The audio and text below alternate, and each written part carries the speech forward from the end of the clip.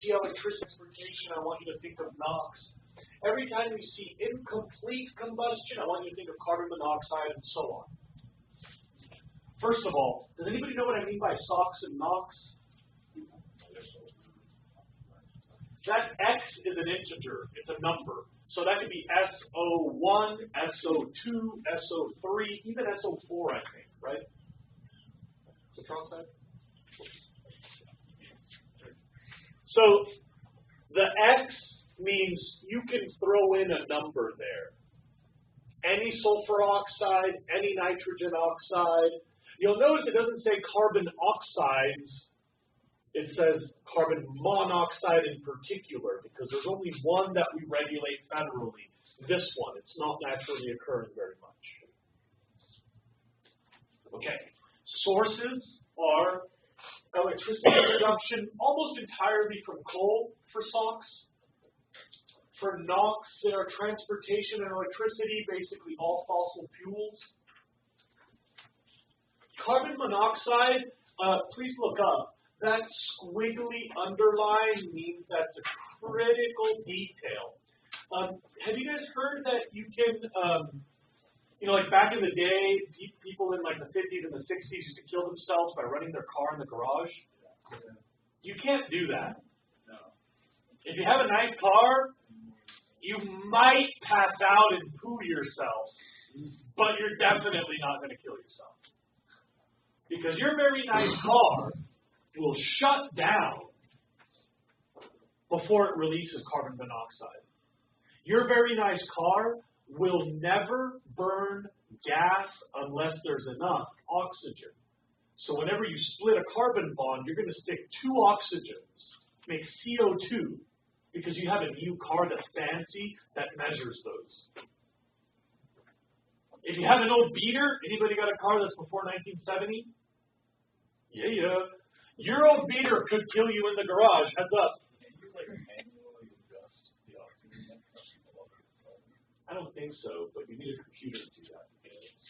If you have a computer to change your car's mix computer.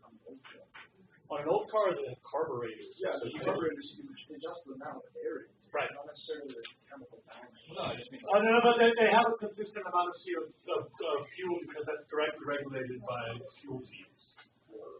Yeah, so it's a proportion of fuel feed to oxygen that the carburetor does. So you can do that manually with a carbureted car like his. Anyway, his car, if it doesn't have enough oxygen to breathe, it'll go carbon, dang, just put a single oxygen on there. Incomplete combustion, you need oxygen for burning. You guys realize that? In Star Wars, where the thing explodes, that's a lie. In space, no oxygen, no plane. If you blow up a planet in space, this goes, it can fall apart, but it doesn't have a flame. Because you have no fire without oxygen. Complete combustion is plenty of oxygen. Incomplete combustion is not enough oxygen or too much fuel. His car is not smart enough to figure that out. So in his car, if he goes to the garage, closes everything up, and goes, leaves it running for a while, the oxygen inside the space will get used up, and then, instead of CO2, the car will start to produce carbon monoxide, and so after you pass out and poo yourself, you would eventually die. Please don't, we love you. Ozone, please look up, is only pollution when we make it near us. That's another critical distinction. It is tropospheric, not stratospheric. Remember, the stratosphere, above where we live, is a good thing. Subloss. We like it up there. Stratospheric ozone is a welcome ingredient in our planet. But tropospheric is pollution. It's very bad for you. And does everybody know what this means? Right, secondary. So ozone is the result of secondary pollution. That means the magic chef makes it for us. And does anybody know what EMFs are? Electromagnetic fields. Yeah, so anything that uses a lot of electricity also makes ozone.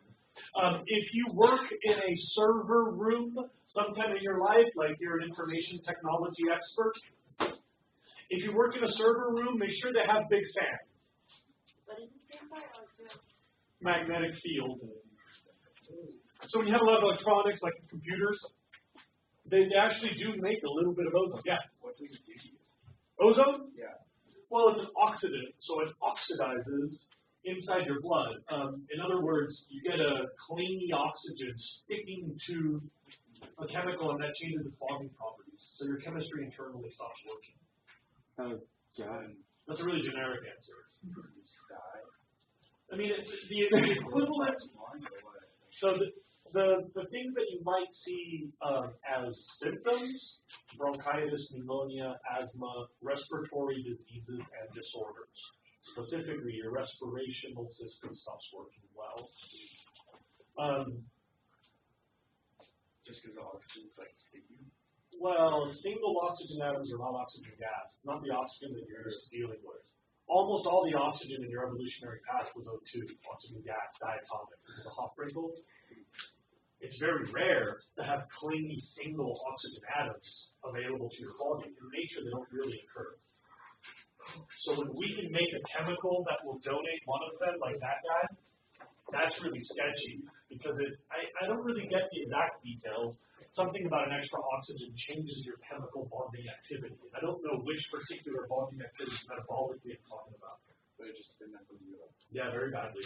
I've heard that it's somewhat equivalent to burning. So inside your lungs, it's a lot like breathing really heated air. Is it like a one-hit thing? Like, so if you're in, like... No, it's a cumulative exposure thing. Oh, it's... I think if you had a big enough single dose, it might be enough to kill yourself, but I think that would have to be a very unusual circumstance. Okay. Ozone comes from electromagnetic fields and secondary pollution. Particulates, please look up, are rated by their size. Those are measured in nanometers. So 2.5 nanometers or 10 nanometers is how big the particulate is. And the main ones that humans make are ash from biomass and fossil fuels and dust from roads, construction, farming, and logging.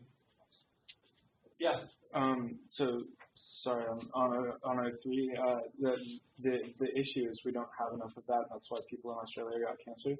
Right? No, thanks for making that distinction. So there's two ozone issues. There are two ozone issues. There's a shortage where we want it in the stratosphere. That's one problem. And there's too much where we don't want it down here where we live. There are two ozone problems. We're getting rid of it where it helps us, one problem. We're not talking about that problem today. Today we're talking about the other ozone problem. We've got too much of it down here where it does not belong. Why does it stay down here? Why doesn't it go there? I don't know. Just heavier? I don't know.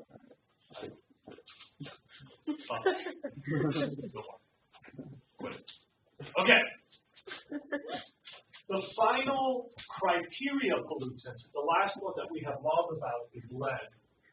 And that's basically from metal chemistry and also transportation fuels. Now comes the part where I think those of you who don't like chemistry might shut down, and that would be a sad decision. We did not know in the 1970s that there are these things called volatile organic compounds. Or rather, we didn't know how to regulate them. That's probably the right way to say it. We didn't know how to regulate VOCs. That stands for volatile organic compound. Remember, there are no government criteria about VOCs. They're not one of the standards. And if you speak chemistry, you may prefer this definition. Volatile organic compounds are reactive hydrocarbons. So some number of carbon, some number of hydrogen, some number of oxygen, and they stick to other stuff. They will spontaneously do chemistry. They are reactive. We use these are a byproduct of transportation fuel solvents and basically a lot of our chemical processes. Here's a good way to know you've got volatile organic compounds. If something is turning into a gas in front of you, or dries very quickly from a liquid to a solid, there are volatile organic compounds in the air. So like PVC glue, that'll melt plastic, and then that plastic will cure and stick to itself and bond with the other plastic in a few minutes. That releases VOCs. You can see a little bottle of it right back there on top of the aquarium. That stuff releases VOCs. And I'll bet you the label says somewhere on there, low VOC, because nowadays some people like to sell that stuff. Yeah? It's like rubbing alcohol. I would reckon that that's probably in that category because it is a solvent that goes to gases very quickly. That's my guess. Alcohols are special, so I don't know, man. Because you said alcohol, anything else like that, acetone, like fingernail polish remover, no doubt VOCs, I'm sure of it. But alcohols in particular, they're sometimes different. Yeah. Alcohol, The vapors are dangerous because they react with your body.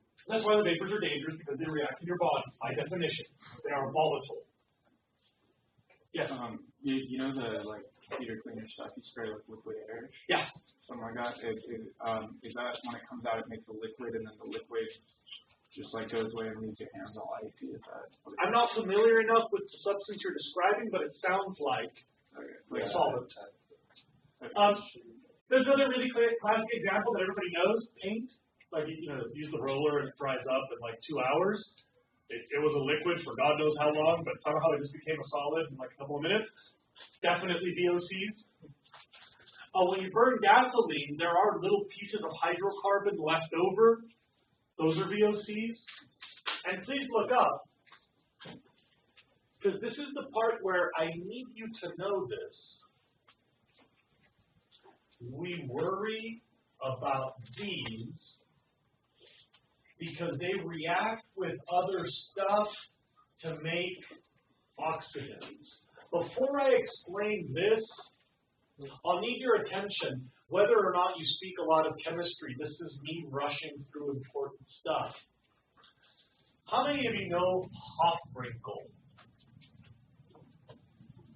For those of you who don't, please look up Hofbrinkel.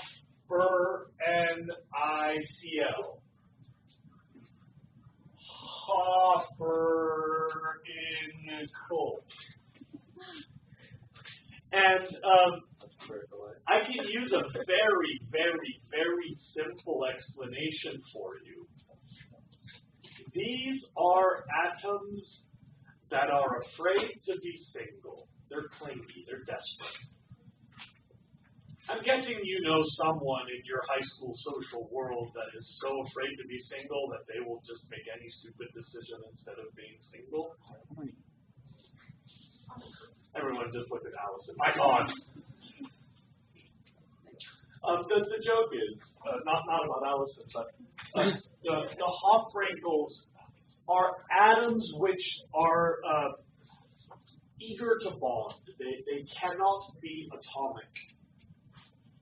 We know the Hofbrinkel elements as the diatomic elements.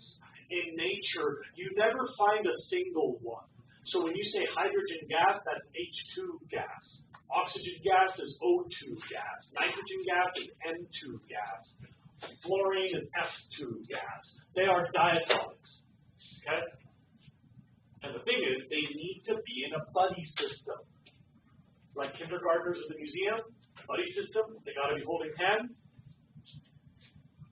If you split them up, they're like children lost in the woods with wolves looking for them. They're scared and they're clingy and they will jump onto anything.